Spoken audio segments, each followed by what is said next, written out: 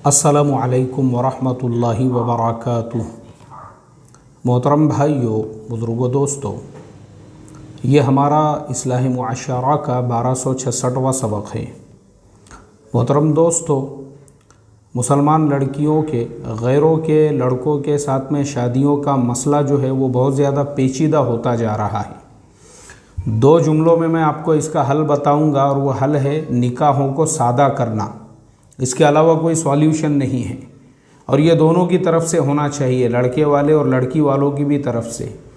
Problem यही आ रहा है, हम दिखावे के चक्कर में, ज़ात बिरादरी के चक्कर में, ज़बरदस्ती फॉर्मेलिटीज़ के चक्कर में और फुकट का जो शो ऑफ है उसके चक्करों में ही ये सारे प्रॉब्लम्स हो रहे हैं, जिसकी वजह से लड़कियों की उम्रें 22 साल, 24 साल, 26 साल, 28 साल, 29 साल हो रही है और वो अपने मर्जियों से शादियां कर रही है। मैंने आज ही एक लड़की का फॉर्म देखा, जिस लड़की को बाज़ाब्ता निकाह का सर्टिफिकेट मिल चुका था, उसकी उम्र 29 साल थी और जिस लड़के से उसने शादी की उसकी उम्र कुछ 24-25 साल थी, वो गैर का लड़का था।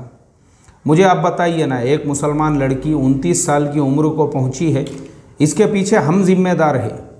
ये बहुत, मैं आपको इतना, यानी ये जो मसला है बहुत पेचीदा मसला होता जा रहा है, लेकिन हल इसका सिर्फ इतना है, जब तक समाज में निकाह सादे नहीं होंगे और दोनों की तरफ से, चाहे लड़के वाले हो या लड़की वाले हो, जब तक हम सादगी पे नहीं आएंगे और जब तक हम इन निकाहों को दिखावे का, नाम नमूद का ज़रिया समझते रहेंगे तो ऐसे केसेस और बढ़ते रहेंगे, क्योंकि अक्सर जगह पे खुद लड़की वाले ये मानने को तैयार नहीं है। मैं कल ही एक निकाह की मजलिस में जो है मेरी शिरकत हुई, लड़की वालों को बोल रहे हैं वह हमको सादगी के साथ में निकाह करना है, मस्जिद में करना है, तो मानने को तैयार नहीं है।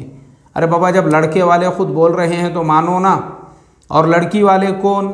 अकाबिर साहब, दीनदार साहब जो बैठे हुए हैं मजलिस के अंदर, पता चला तबलीग में 4-4 महीने लगे हुए हैं और बड़े बड़े लेबल लगे हुए हैं तबलीगी जमात के। जब दावत के काम के बड़े बड़े लेबल लगे हुए हैं, उसके बावजूद यार, अगर तुम्हारे जैसे लोग, जब तुम दावत के काम से जुड़े हुए हो, तुम्हारे जैसे लोग जो है, तुम लड़की वाले हैं, लड़के वाले तुमको सामने से बोल रहे हैं हमको सादगी के साथ में निकाह करना है, तो मुझे आप बताओ, आपने तबलीग में इतना वक्त लगा के और अल्लाह के रास्ते में जो है इतनी सारी कुर्बानियाँ देकर उससे क्या सीखा आपने? अगर आप जो है खुद लड़के वालों की बात मानने के लिए तैयार नहीं है और निकाहों में सादगी लाने के लिए तैयार नहीं है, इससे सबसे बड़ा प्रॉब्लम ये होता है, बाज़ लोगों का कहना ये होता है भाई हमको अल्लाह ताला ने माल दौलत दिया है, हम खर्च कर रहे हैं, इसमें प्रॉब्लम क्या है? इसमें सबसे बड़ा प्रॉब्लम ये होता है, आपके पड़ोस वाले, आपके महल्ले वाले और दूसरे जो लड़की वाले हैं, फिर लड़के वाले उनके सामने प्रेशराइज करते हैं, देखो तुम्हारे महल्ले में वो फलाने आदमी ने तो ऐसा निकाह किया था, हमको भी वैसा करके चाहिए। या फिर लड़की वाले ज़िद पे अड़ जाते हैं, या लड़की अपने माँ बाप से कि हमारा निकाह करना है तो उसी हॉल के अंदर।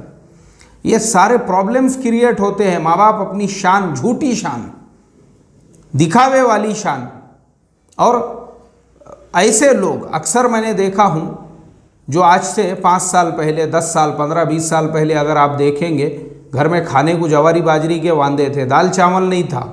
आज अल्लाह ने कारोबार में बरकत दे दिया, माल आया, दौलत आया, क्या ज़रूरत है भाई आपको दिखाने की? सिर्फ दिखावे की वजह से। 1-2 जुमलों में मैंने आपको हल बताया। सिर्फ इसका हल यही है कि मुसलमानों को सादगी वाले निकाहों पर आना पड़ेगा। गैरों के जो रसूमात है, गैरों के जो रस्म व रिवाज है और जो अरमान निकालना है ना, अरमान, आपको बहुत सारे लोगों को अरमान निकालने के रहते, मेरे आज तक समझ में नहीं आया ये अरमान कहाँ पे रहते हैं। तो अरे अरमान निकालना है तो शादी में ही क्या निकालना है अरमान? बात की ज़िंदगी में भी आप निकाल सकते हैं ना अरमान। आपको अपने बेटी के अरमान निकालना है या बेटे के अरमान निकालना है तो बाद में निकालो ना। आप शादी में सिर्फ दिखावा करके अरमान निकाल के कौन से शरीयत पे अमल कर रहे हैं आप, और कौन सी दीनदारी है आपकी? ये हिंदुस्तानी समाज का सबसे बड़ा प्रॉब्लम है। यहाँ पे आप चाहे किसी भी मसलक के मानने वाले रहो, किसी भी मज़हब के मानने वाले रहो, किसी भी ख्याल और नज़रियात के मानने वाले रहो, लेकिन जैसे ही शादी ब्याह का मसला आता है तो सबके यहाँ पे रसूमात आ जाती है, सबके यहाँ पे रिवाज आ जाते हैं, सबके यहाँ पे बड़े बड़े फंक्शन हॉल्स आ जाते हैं। इसीलिए ये सारे मसाइल है। अल्लाह हिफाजत फरमाए। अब जो लोग कोर्ट मैरिज कर रहे हैं ना वहाँ पे उनको हॉल की ज़रूरत है, ना वहाँ पे उनको फंक्शन हॉल की और खाने की ज़रूरत है, ना बारात की ज़रूरत है, ना गाड़ी वाले को पैसे देना है, ना गाड़ी का भाड़ा उनको अदा करना है, ना आने वाले मेहमानों की खुशामद करना है। कुछ करने की ज़रूरत नहीं है उनको। बड़े बड़े बोर्ड लगे हुए हैं। पहले मैं वहीं पे एक कंपनी में जॉब करता था जहाँ पे ये वकील लोग बैठे हुए रहते, टेबल लगा के जो है, पूरा एक मैदान ही है उनका, और बड़े बड़े हरूफ में लिखा हुआ है लव मैरिज 500 रुपये में। अगर आपको करना है तो वहाँ पे जाइए आप उनके पास में गवाह भी मिलेंगे, सारे डॉक्यूमेंट, सारी चीज़ें वो खुद करके देते हैं वहाँ पे 100 रुपये के बॉन्ड पेपर पे सारी चीज़ें लिख कर। वहाँ कुछ खर्चा करने की ज़रूरत ही नहीं है उनको, बस एक एप्लीकेशन दिए, डेट आई, उस डेट पे वहाँ पे हाज़िरी हो गई, हो गया उनका निकाह। वो भी गवर्नमेंट की तरफ से लीगल सर्टिफिकेट के साथ में उनका निकाह हो रहा है। तो फिर क्यों पड़ेंगे वो ये सारे लपड़े लोचों के अंदर? क्योंकि हमने ये सारे लपड़े लोचों को और ये सारे मसले मसाइल को और ये सारे दिखावे को और ये सारी फॉर्मेलिटीज़ को, अल्लाह हिफाजत फरमाए, कब मुसलमान समाज के ये चीज़ समझ में आएंगी, कब हम सादगी पे आएंगे, अल्लाह ही हमारे हाल पे रहम करे। क्योंकि मसाइल इतने पेचीदा हो चुके हैं। मैंने आपको बताया हूँ, वही लड़कियाँ इन दलदलों के अंदर जो लड़कियाँ गोते मार रही है, अक्सरियत उनमें उन्हीं लड़कियों की है जिनको कई लड़कों ने रिजेक्ट कर दिया था। इसमें वही लड़कियां हैं जिनके माँ बाप, उनकी उम्रें, क्योंकि लड़की देखो 12 साल की उम्र में बालिगा होती है, 18 साल तक गवर्नमेंट के हिसाब से उसकी शादी हो जाना चाहिए। अब उस लड़की की तुम 22 साल, 24 साल, 26 साल, 28 साल, 30 साल तक भी अगर माँ बाप उसका इसलिए निकाह नहीं कर रहे, उनके पास जहेज़ का सामान नहीं हो रहा, या वो उतना बड़ा हॉल नहीं कर सकते, क्या करेंगी वो लड़की? आप मुझे बताइए।